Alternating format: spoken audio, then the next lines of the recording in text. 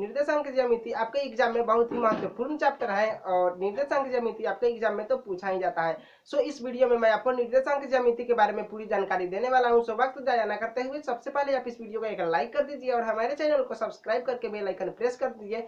इस वीडियो में मैं आप सभी को निर्देशांक ज्यामिति के बारे में बताने वाला हूँ कि निर्देशांक ज्यामिति में कैसे आप किसी भी प्रॉब्लम को सॉल्व कर सकते हो, कि निर्देशांक ज्यामिति के कोई भी प्रश्न हो आप उसे आसानी से सॉल्व कर सकते हो। तो चलिए वीडियो शुरू करते हैं।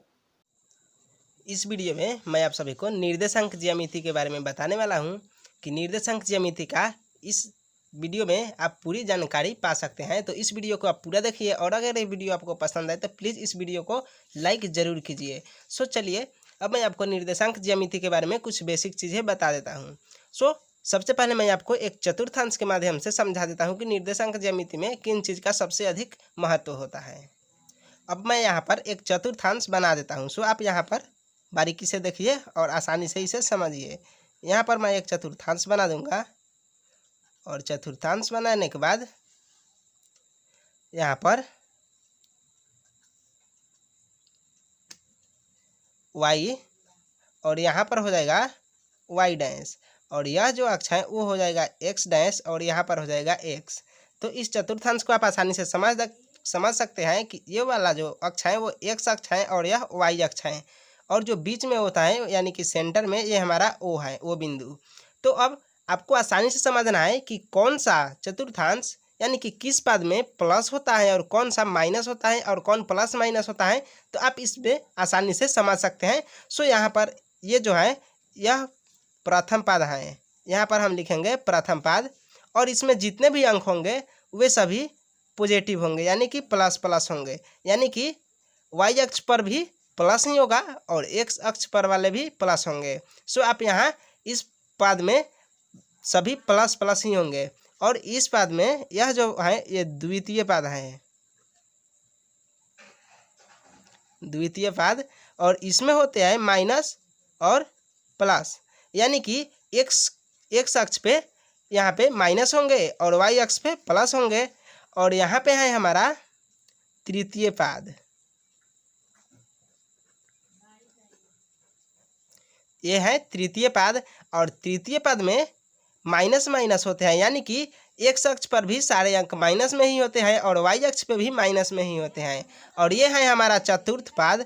तो हम यहाँ पर लिख सकते हैं चतुर्थ पद और यहाँ पर हम इसे प्लस और माइनस से सूचित कर सकते हैं। तो ये जो x अक्ष है वो होता है प्लस में और y जो है वो होता है माइनस में, यानी कि x अक्ष के सारे अक्षर यहाँ पे प्लस होंगे और y अक्ष पे जितने भी अंक हैं यहाँ पे वो माइनस होंगे। सो यहाँ से आप चतुर्थांश को आसानी से समझ सकते हैं। तो अगर ये वीडियो आपको पसंद आया तो प्लीज़ इस वीडियो को लाइक ज़रूर कीजिए। अब चलिए आगे मैं आपको एक एग्जाम्पल से आपको समझा देता हूँ। तो इस वीडियो में मैं आपको बताऊँगा कि दूरी कैसे निकाला जाता है, किसी भी बिंदु से किसी एक बिंदु की दूरी कैसे निकालेंगे। इस चतुर्थांश में अब मैं आपको अंक रख के दिखा देता हूँ कि किस साइड प्लस वाले और किस साइड पे माइनस वाले को रखना है, किस अक्ष पे प्लस और कौन से अक्ष पे माइनस रखना है। सो चलिए अब मैं आपको आसानी से बता देता हूँ। तो आपको यहाँ पर जो x वाला चतुर्थांश है तो इस पद में आपको यहाँ पे जितने भी अंक होंगे वो होंगे यहाँ पर, आप आसानी से यहाँ पर देख सकते हैं और आसानी से आप इसे समझिए। यहाँ पर जो y वाला अक्ष है इस पर हम सारी डिजिट को प्लस में रखेंगे, यानी कि यहाँ पर हम लिखेंगे 1 2 3 और 4। तो ये सारे पॉजिटिव ही होंगे, यानी कि प्लस प्लस इसमें दिया गया है, ये दोनों ही पॉजिटिव होंगे यहाँ पर। अब जो y अक्ष के नीचे है यहाँ पर ये सब निगेटिव होंगे, तो यहाँ पर हम लिखेंगे -1 -2 -3 और -4। तो ये नीचे वाले सारे निगेटिव होंगे और ऊपर जितने भी हैं वे सभी पॉजिटिव होंगे, यानी कि ये प्लस में होंगे और ये माइनस में होंगे। अब यहाँ पर जो चतुर्थ पद में है यहाँ पर भी x प्लस में ही होगा, क्योंकि यहाँ पर प्लस प्लस दिया गया है। तो यहाँ पर x ये भी प्लस होगा और ये भी प्लस होगा और यहाँ पर जो प्लस और माइनस दिया गया है तो यहाँ पर भी जो पहला पद है वो भी प्लस ही है। ये चारों पद में जो पहला चिन्ह है वो x का है और जो सेकेंड चिन्ह है वो y का है। तो यहाँ पर जो हमारा माइनस का चिन्ह है वो है x का और जो प्लस का चिन्ह है वो है वाई का। यहाँ पर जो प्लस प्लस दोनों है तो एक वाई का है और एक एक्स अक्ष का चिन्ह है। और यहाँ पे जो है एक्स और वाई में यहाँ पर जो प्लस है वो एक्स अक्ष का है और जो माइनस है वो वाई अक्ष का चिन्ह है। तो यहाँ पर जो हमारा ये एक्स अक्ष का होगा वो होगा यहाँ पर 1 2 3 4 और ये सारे पॉजिटिव ही होंगे, ये भी पॉजिटिव होंगे और ये निगेटिव होंगे। और इधर भी यहाँ पर आप देख सकते हैं निगेटिव और पॉजिटिव है तो एक्स अक्ष पे पहले निगेटिव होगा और वाई अक्ष का पॉजिटिव है तो वाई अक्ष हम लिख चुके हैं। अब यहाँ पर हमें निगेटिव रखना है तो यहाँ पर हमारा -1 होगा और यहाँ -2 और -3 हम इस प्रकार से लिखेंगे। यानी कि यहाँ पर जो द्वितीय पद में है यहाँ पर एक्स का अक्ष पे जो है अंक वो माइनस में होंगे और वाई अक्ष पे जो अंक है वो सभी प्लस में होंगे। और यहाँ तृतीय पद में एक्स और वाई दोनों ही माइनस में होंगे, यानी कि ये एक्स अक्ष भी माइनस में होगा और वाई अक्ष जो है वो भी यहाँ पर माइनस में होगा। तो आप यहाँ पर चतुर्थांश में आसानी से समझ चुके हैं कि कहाँ पर हमें प्लस लिखना है और किस पद में माइनस लिखना है और किस पद में माइनस माइनस होता है और किस पद में प्लस और माइनस होते हैं। अब चलिए मैं यहाँ पर एक प्रश्न को सॉल्व करके आपको समझा देता हूँ कि कौन सा अंक किस चतुर्थांश में आपको लिखना है। सो मान लीजिए कि आपको यहाँ पर बिंदु दिया गया है 2 और 3 और यहाँ पर आपको दिया गया है 2 और 3 किस चतुर्थांश में किस पाद में है, यहाँ पर आपको मिल जाएगा किस पाद में है। तो यानी कि मान लीजिए आपके सामने कोई ऐसा प्रश्न है और आपको लिखना है कि ये किस पाद में है, तो सबसे पहले आपको एक चतुर्थांश बना लेना है। सो चलिए अब मैं आपके सामने यहाँ पर एक चतुर्थांश बना लेता हूँ। अब चतुर्थांश यहाँ पर हमारा बन चुका है। तो ये है वाई, यह है वाई डैश और ये है एक्स डैश और यहाँ पर है एक्स। तो इस अक्ष को आप आसानी से अब समझ चुके हैं आपको कहाँ पर क्या लिखना है। और अब यहाँ पर हमारा सेंटर में रहता है 0 यानी कि ओ। अब आपको यहाँ से कोई भी अंक यहीं से आप स्टार्ट करेंगे तो हमारा इधर में जितना भी अंक होता है वो होता है माइनस में। यानी कि आपको ऊपर वाले चित्र में मैंने आपको बताया था कि जो प्रथम पद है उसमें सारे अंक प्लस प्लस में होते हैं और जो द्वितीय पद है इसमें माइनस प्लस और तृतीय पद में दोनों ही माइनस में होते हैं और चतुर्थ पद में एक प्लस और एक माइनस होता है। सो आप यहाँ पर अब देखिए मैं आपको बता देता हूँ। तो यहाँ पर हमारा जो सवाल दिया गया है वो है 2 और 3।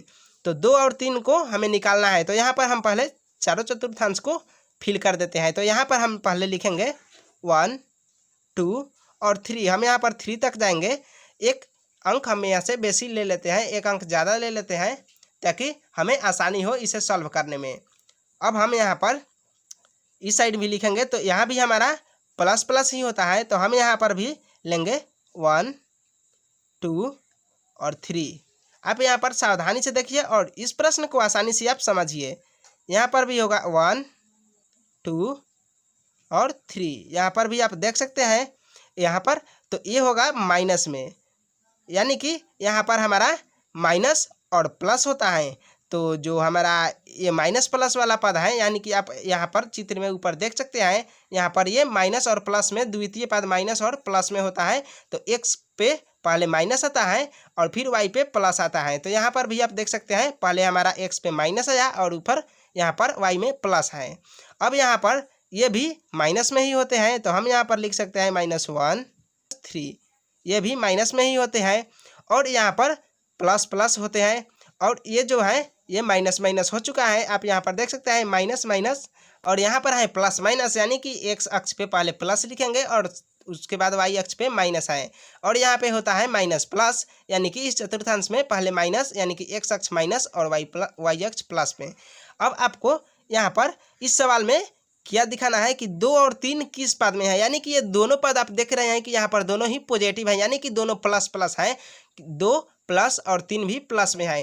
तो पहला जो अंक है, जो पहला अक्षर है ये हमारा प्लस है, यानी कि एक्स अक्ष पे है।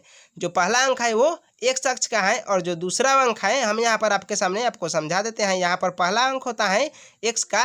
कोई भी सवाल हो जो आपको पहला अंक मिलेगा वो है एक्स और जो दूसरा अंक है वो है वाई का।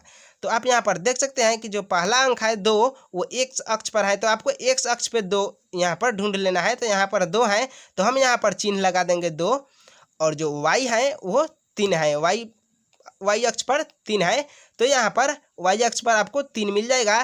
तो यहाँ पर आप देख सकते हैं तो हम 2 और 3 के सामने इसे यहाँ पर मिला देंगे। यहाँ पर एक बिंदु देंगे और बिंदु देकर हम इसे मिला देंगे। तो यहाँ पर हमारा हो जाएगा 2 और 3, यानी कि हम यहाँ पर लिख सकते हैं कि 2 और 3, यहाँ पर हम लिख सकते हैं बिंदु 2 और 3 प्रथम पाद में है। हम यहाँ पर लिख सकते हैं और आसानी से इस प्रश्न को सॉल्व कर सकते हैं कि बिंदु 2 और 3 प्रथम पाद में है। तो इस प्रकार से आप इस प्रश्न को सॉल्व कर सकते हैं। अब चलिए आगे मैं और भी एग्जाम्पल्स देकर आपको अच्छे से इसे समझा देता हूँ। अब यहाँ पर आप देखिए, जो हमारा सेकंड सवाल है वो है कि बिंदु -2 और 3 किस पाद में है। तो इस प्रश्न को आप भी आसानी से सॉल्व कर सकते हैं। तो आप भी सॉल्व कर लीजिए, अभी सॉल्व करके आप देख लीजिए कि आपको अच्छे से समझ में आया है या फिर समझ में नहीं आया है। अगर समझ में नहीं आया तो फिर इस वीडियो को पॉज करके आप बैक से भी देख सकते हैं। यहाँ पर बिंदु -2 और 3 किस पाद में है, तो आपको यहीं दिखाना है। तो फिर से हमें उसी प्रकार से यहाँ पर एक चतुर्थांश बना लेना है। सो चलिए मैं यहाँ पर एक चतुर्थांश बना लेता हूँ। आप देख सकते हैं मैंने यहाँ पर चतुर्थांश बना लिया है और यहाँ पर हम दे देंगे 0 और यहाँ पर हमारा हो जाएगा x डैश और ये हो जाएगा x, ये हो जाएगा y और हमारा नीचे वाला हो जाएगा y डैश। अब आपको यहाँ पर फिर से उसी प्रकार से यहाँ पर 3 तक दिया गया है, तो आप 4 तक भी चाहे तो लिख सकते हैं या फिर आप 3 तक ही रहने दीजिए। तो ये दोनों प्लस में होते हैं, मैंने पीछे आपको बताया है पहले वाले सवाल में। तो ये दोनों प्लस में होते हैं, तो आपको यहाँ पर लिख देना है 1 2 3। अब आप यहाँ देख सकते हैं 1 2 3 हमने लिख दिया है और यहाँ पर हम इसे भी प्लस में लिखेंगे। तो यहाँ पर भी हम लिख सकते हैं 1 2 3 और ये होते हैं माइनस में, तो हम यहाँ पर लिखेंगे -1 -2 और -3, यहाँ पर हम लिख सकते हैं।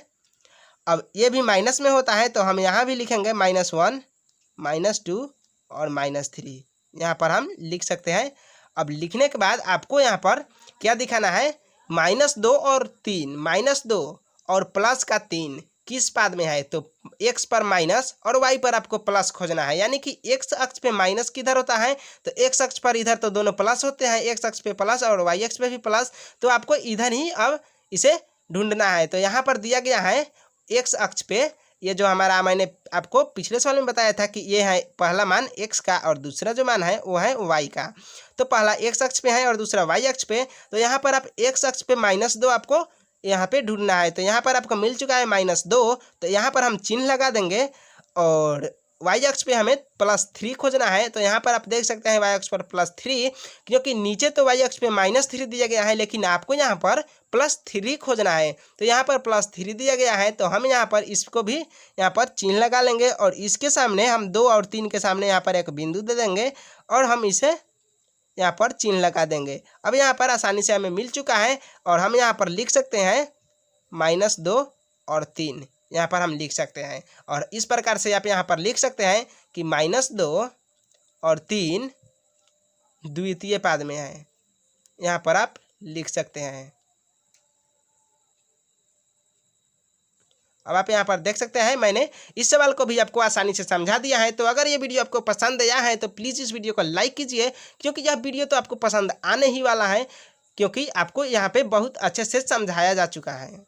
अब यहाँ पर हमारे सामने अगर ऐसा प्रश्न दे दिया जाए कि -2 और -3 किस पाद में आए, अगर आपको ये सॉल्व करना हो तो आप कैसे सॉल्व करेंगे। तो यहाँ पर आप इस चतुर्थांश को भी आसानी से देखिए, आपको ऐसे लिख देना है, यानी कि यहाँ पर 3 तक दिया गया है, तो आपको पहले 3 तक अंक यहाँ चतुर्थांश में लिख देना है, या फिर आप यहाँ पर 0 से लेकर लिखेंगे। और अब आपको -2 और -3 यानी कि दोनों ही माइनस में है, तो आपको यहाँ पर -2 यानी कि जो पहला मान है वो x अक्ष का मान है, तो आपको x अक्ष पे -2 ढूंढना है। तो आपको x अक्ष पे -2 आप खोज लेंगे, तो -2 इधर तो प्लस में होता है और यहाँ पे माइनस में होता है, तो आपको यहाँ पर चिन्ह लगा लेना है, ये है -2 और y अक्ष पे -3, यानी कि y अक्ष पे ऊपर प्लस होता है, तो यहाँ पर जो y डैश है, यानी कि जो y डैश है हमारा, तो यहाँ पे होता है माइनस में। तो आप यहाँ पर नीचे माइनस में यहाँ पर देख सकते हैं -3 है, तो यहाँ पर हम लिख सकते हैं -3 को यहाँ पर हम चिन्ह लगा सकते हैं और x अक्ष पे -2 और y अक्ष पे जो -3 है, हम इन दोनों के सामने यहाँ पर एक बिंदु देंगे और इन दोनों को हम यहाँ पर मिला देंगे। अब आप यहाँ पर देख सकते हैं -2 और -3 को मैं यहाँ पर मिला दिया हूँ, मिलान कर दिया हूँ। तो यहाँ पर हम लिख सकते हैं कि -2 और -3, यानी कि x अक्ष का -2 और y अक्ष का -3। तो यहाँ पर लिख सकते हैं कि बिंदु -2 और -3 तृतीय पाद में है। यहाँ पर आप लिख सकते हैं। जब दोनों माइनस में है तो आप यहाँ पर आसानी से समझ सकते हैं कि -2 और -3 तृतीय पाद में है, क्योंकि ये है हमारा प्रथम पाद और ये है द्वितीय पाद और ये है हमारा तृतीय पाद और ये है चतुर्थ पाद। तो इसमें सभी माइनस माइनस होते हैं, यहाँ पर माइनस माइनस होते हैं, यहाँ पर माइनस प्लस होते हैं और यहाँ पर प्लस प्लस होता है और यहाँ पर प्लस और माइनस होता है। आप यहाँ पर आसानी से देख सकते हैं। हमने पहले भी आपको ये समझा दिया है कि ये किस प्रकार से हम लिखते हैं। तो आप यहाँ पर आसानी से इसे देख सकते हैं और आसानी से समझ सकते हैं यहाँ पर कि कौन सा पाद यानी कि कौन सा क्वाड किस प्रकार से हम यहाँ पर लिख सकते हैं और किस प्रकार से सूचित कर सकते हैं और किसी भी प्रश्न को आप इसी प्रकार से आसानी से सॉल्व कर सकते हो। मैं आशा करता हूं कि निर्देशांक ज्यामिति को लेकर आपके मन की सारी दुविधाएं दूर हो चुकी होंगी। निर्देशांक ज्यामिति के बारे में आप इस वीडियो में पूरे समझ चुके हैं कि निर्देशांक ज्यामिति में किस चतुर्थांश में यानी कि किस पद में कौन सा अंक है। आप ये आसानी से समझ सकते हैं कि किस पद में कौन सा चिन्ह होता है, प्लस प्लस क्या होता है, प्लस माइनस क्या होता है, कहाँ माइनस प्लस होता है और किस पद में माइनस माइनस होते हैं। तो निर्देशांक ज्यामिति की पूरी जानकारी आपको इस वीडियो में हो चुकी है। सो हमारी अगली वीडियो देखने के लिए अगली वीडियो में मैं आपको बताने वाला हूँ कि एक बिंदु से दूसरे बिंदु की दूरी कैसे निकाला जाता है। सो वो वीडियो देखने के लिए आप हमारे चैनल को सब्सक्राइब करके बेल आइकन प्रेस कर दीजिए ताकि जब अगली वीडियो अपलोड करूँ तो आपके फोन में भी सबसे पहले नोटिफिकेशन पहुंचे।